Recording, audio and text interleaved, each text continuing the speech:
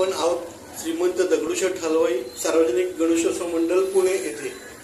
या मंडळाने हिमाचल प्रदेशच्या जटाली शिव मंदिराची सुंदर अशी प्रतिकृती बनवली आहे आणि हे जे मंदिर दिसते बनवलेलं आहे त्यावर उद्यापासून आकर्षक अशी विद्युत रोषणाई करण्यात येणार आहे।